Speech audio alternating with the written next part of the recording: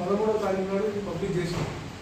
అన్ని గ్రామ పంచాయతీలుగా మన మండలంలో అన్ని గ్రామ పంచాయతీలు కూడా 13వ తారీఖు నాడు ఈ ఓటర్ లిస్టులు ఏవైతున్నాయో సవరించినాయి అన్ని పబ్లిక్ చేస్తాం. ఇది డ్రాఫ్ట్ మాత్రమే. సో దీన్ని మళ్ళీ ఫైనల్ పబ్లికేషన్ వస్తుంది.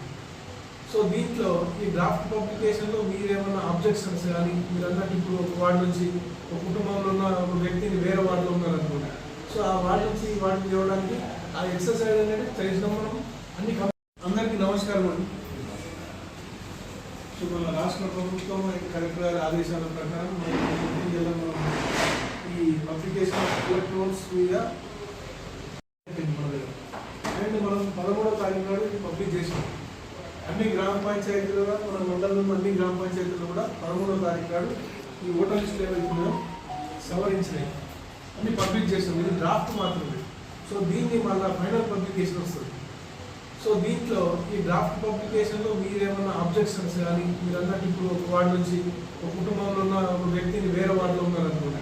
సో ఆ వార్డు నుంచి వాటిని ఇవ్వడానికి ఆ ఎక్సర్సైజ్ అనేది చేసినాం మనం అన్ని. అందరికీ నమస్కారం అండి. సో మన రాష్ట్ర ప్రభుత్వం కలెక్టర్ గారి ఆదేశాల ప్రకారం మనం ఈ పబ్లికేషన్ ఆఫ్ ఎలక్ట్రోన్స్ మీద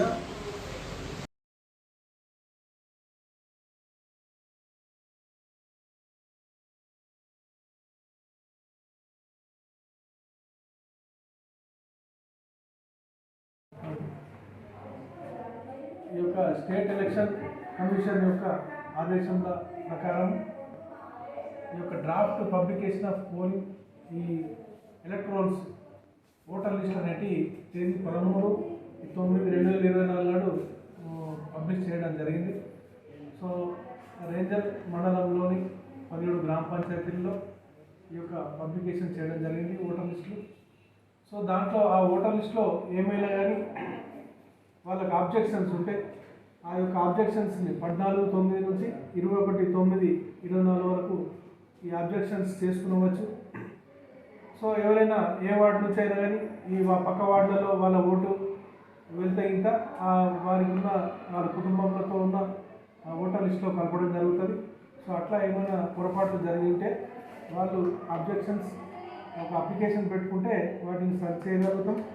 సో ఇందు గురించి కూడా ఈరోజు పొలిటికల్ లీడర్స్తోని మండల కార్యాలయంలో ఒక సమావేశం తీసుకోవడం జరిగింది. సో ఏదైతే ఈ ఎలక్ట్రానిక్స్ ఏదైతే పబ్లిష్ చేసినామో సో దాంట్లో ఏమైనా వాళ్ళు ఆబ్జెక్షన్స్ ఉంటే పెట్టుకోవాల్సిందిగా వారి ద్వారా ప్రజలందరికీ కూడా చెప్పడం జరుగుతూ ఉంది.